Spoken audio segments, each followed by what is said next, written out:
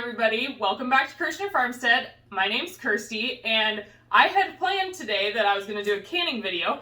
However, I looked at the calendar and realized that it was St. Patrick's Day, so I thought that instead we would make Irish soda bread, and I would start our bread baking series. So, Irish soda bread is really simple. The main four ingredients that you're going to need are flour, baking soda, buttermilk, and salt.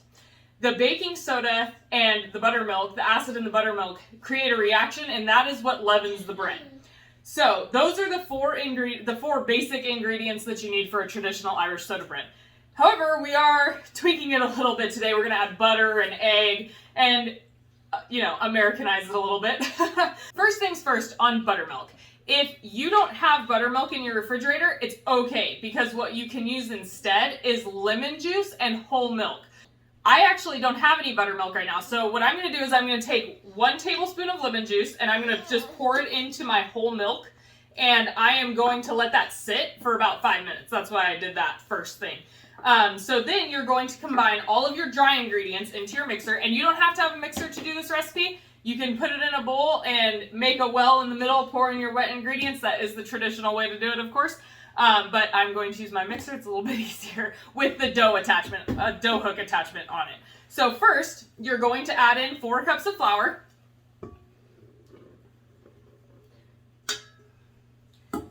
And then you are going to add 1 cup of sugar.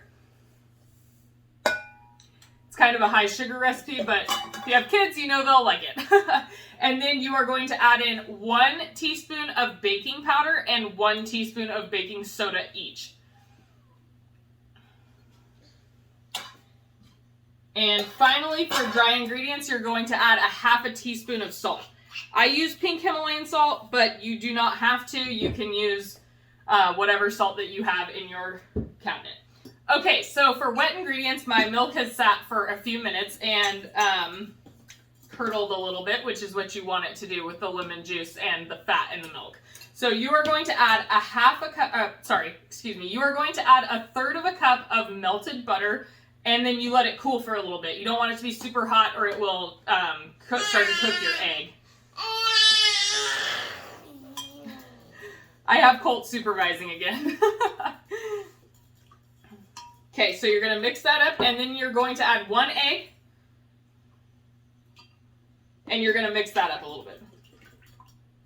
This is a really easy recipe, guys. I thought it was a great place to start bread baking because it's quick and simple. There's no waiting on the rising or anything like that. All right, so once your egg is whisked into your milk, you can start slowly adding it into your mixer.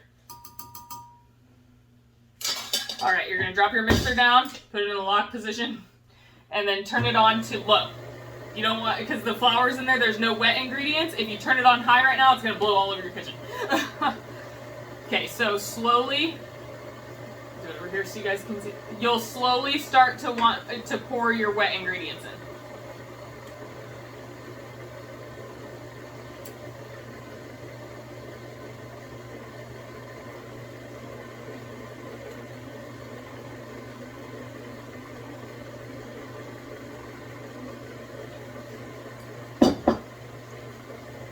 All right, so once your wet ingredients are in there, you can turn it up a little bit. Not a lot, just a little bit, because there's still some dry flour on the sides. I'm going to need to grab a silicone spatula. I'm going to have to scrape the sides.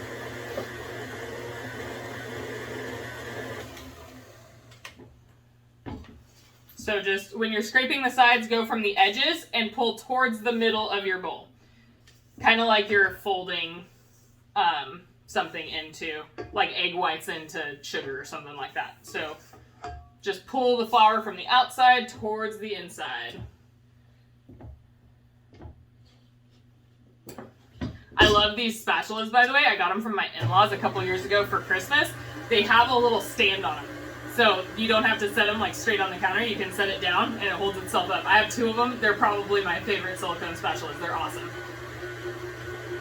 I don't know if you guys have watched my jam video, you know silicone spatulas are my all-time favorite kitchen tool. I use them for everything. Cooking, scraping down bowls, you know, and just everything. They're great.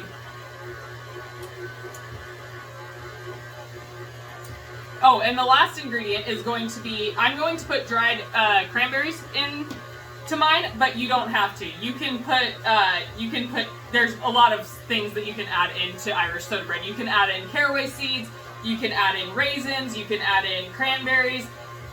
The sky's the limit pretty much. If you like it in a bread, put it in there.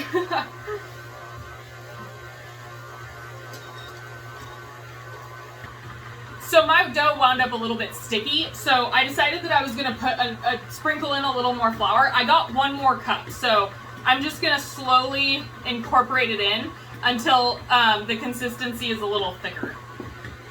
It was more like cookie dough consistency instead of bread. Sometimes if the humidity is higher in a day, bread can just be a little more finicky. And you'll have to add a little bit more flour. Like if you were making a yeast dough, you would sprinkle it on your table and knead it until you got the consistency that you wanted. This was just a little bit too soft. I might have added in too much milk, or it might just be more humid today. So I added in about a half cup. I'm going to add in a little bit more. Again, I'm going to stop and scrape down my sides. There you go. See, now it's looking a little bit more like bread dough and less like cookie dough, which is what we want. I'm actually going to take the bowl off so that I can get a better. There we go. As great as a mixer is, it's no substitute for manpower. There we go. So we're going to mix this just a little bit longer until there's no flour pockets left in the dough. All right, I think that's good.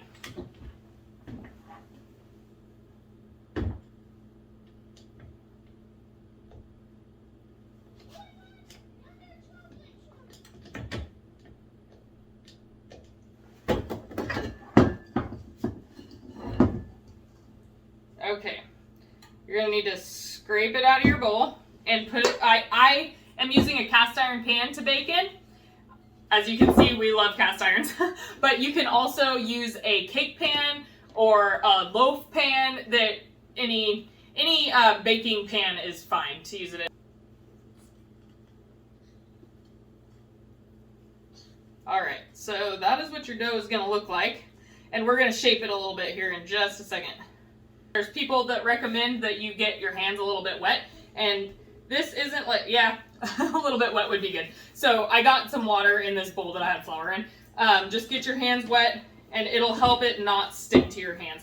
And I put butter in the bottom of my cast iron. When I melted my butter, I melted just a little bit extra and poured it into the bottom of my cast iron. Okay, so the last thing that you're going to do before you put your Irish soda bread in the oven at 350 degrees is you're going to cut a cross in the top of it with a sharp knife. Because it's so sticky, you really do want a sharp knife in it. A sharp knife to use. So traditionally, the cross was cut in the top of the Irish soda bread to ward off the devil and to keep bad, evil spirits out of the home. Now, it also works to release any air out of the center of the bread so that when it rises, it has a nice top. But I just thought that I would share that little tidbit of information with you guys. It's always fun to know the traditions behind baking when you're baking. So now we are going to put our Irish soda bread in the oven for about 45 minutes until it's it'll almost double in size and it will be golden brown on the top. Okay, I'll be right back. So we are about 40 minutes into baking right now, and I'm going to open up the oven and I'm going to take a knife and poke it into the center to see if it's done. And if not, it's getting a little dark, so I'm going to tint the top with tin foil if it isn't completely cooked through yet.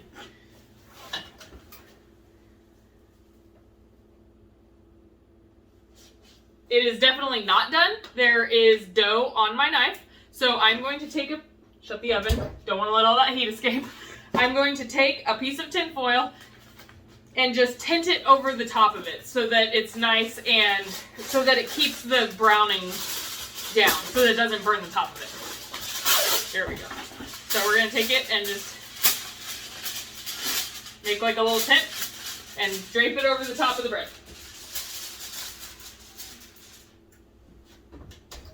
All right, and it looks like we have about 20 minutes left on there, and then we'll check it again. Okay guys, I just pulled our Irish soda bread out of the oven, and it looks and smells delicious. The boys came running in the house from playing outside, and they were like, what is that amazing smell? It smells so good in here.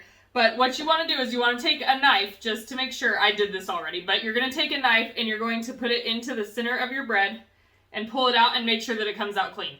Very similar to a cake or banana bread or anything like that. That's how you're going to test this type of bread to see if it's done. This is done, and we are going to enjoy it tonight with a delicious dinner. And I hope that you guys enjoyed this video. If you did, please like and subscribe. We're going to have more canning videos, more bread baking videos, and of course more farming videos. So I hope you guys have a great St. Patrick's Day. Bye!